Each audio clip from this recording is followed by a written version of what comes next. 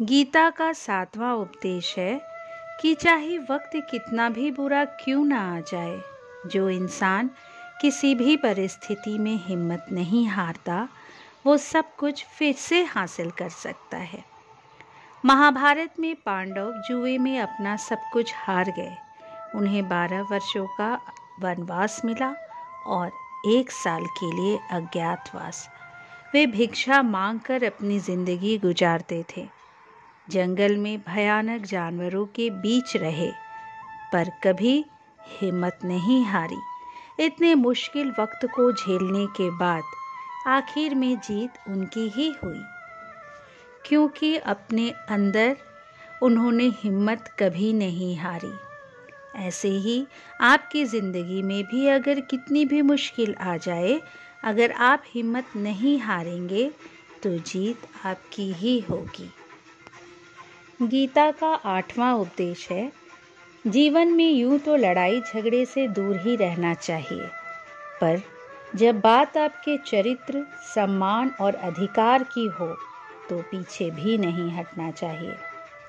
अर्जुन भी महाभारत का युद्ध नहीं लड़ना चाहते थे, क्योंकि उसके सामने उसके अपने खड़े थे।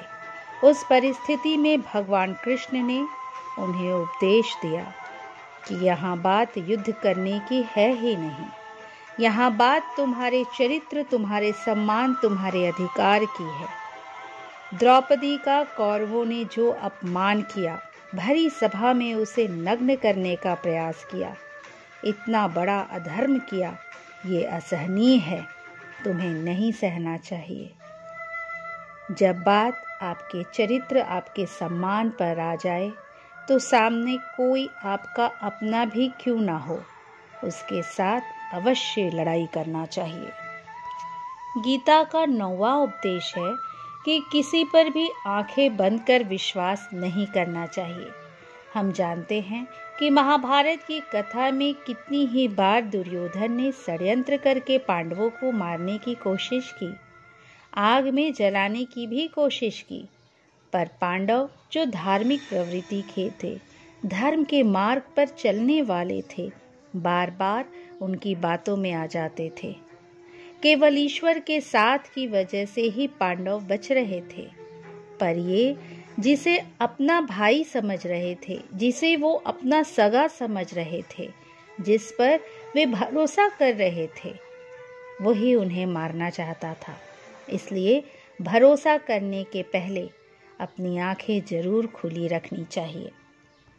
गीता का 10वां उपदेश है, जिसके साथ ईश्वर की शक्ति है वो कभी नहीं हार सकता। सारी दुनिया उसके विपक्ष में क्यों ना आ जाए, तो भी अंत में जीत उसी की होती है। गीता का 11वां उपदेश है कि जिसे आप सबसे ज़्यादा महत्व दोगे, वो आपको कभी महत्व नहीं देंगे। आपने कभी गौर किया है, आपका अपमान कौन लोग करते हैं? आपको कौन अधिक दुख देते हैं? जिन्हें आपने हद से ज़्यादा महत्व दिया हुआ होता है। दूसरों को इज्जत देना अच्छी बात है, पर दूसरों की अगर बहुत अधिक इज्जत करोगे, हद से ज़्यादा इज्जत करोगे, तो उनकी नज़र में आपकी इज्जत खत्म हो जाएगी। इसलिए किसी को भी कभी भी अपना सब कुछ नहीं बनाना चाहिए। किसी को भी अपने जीवन की बागडोर नहीं सौंपनी चाहिए कि तुम ही सब कुछ हो। जैसे ही आप किसी को अपना सर्वस्व बना लेते हो, उसकी नज़र में आपकी अहमियत कम हो जाएगी या खत्म हो जाएगी। इसलिए लोगों को इज्जत उतना ही देना चाहिए जितनी वे हजम कर सके। हद से ज़्यादा इज्जत देना आपकी ही बेइज्जती करवा सकता है।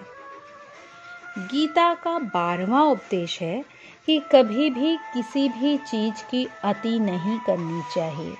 अति सर्वत्र वर्जयेत। आप किसी को भी हद से ज़्यादा अहमियत नहीं दीजिए। किसी को भी हद से ज़्यादा प्रेम नहीं करना चाहिए और हद से ज़्यादा नफ़रत भी नहीं करनी चाहिए। हद से ज़्यादा मीठा जहाँ खराब हो जाता है, वहीं हद से ज़्यादा कड़वा भी खराब हो जाता है। हद से ज़्यादा आराम भी आपको बीमार बना सकता है। हद से ज़्यादा भोजन करना भी नुकसानदेह है और हद से ज़्यादा भूखा रहना भी हानि ही पहुंचाएगा। और हद से ज़्यादा जागना भी आपके शरीर को बहुत नुकसान पहुंचाएगा।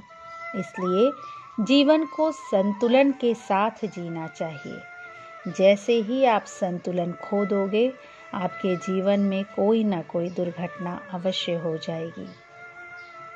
गीता का 13वां उपदेश है कि हर काम समझदारी से ही करना चाहिए। समझदारी से किया गया काम ही योग होता है। योगा कर्मेषु कौशलः।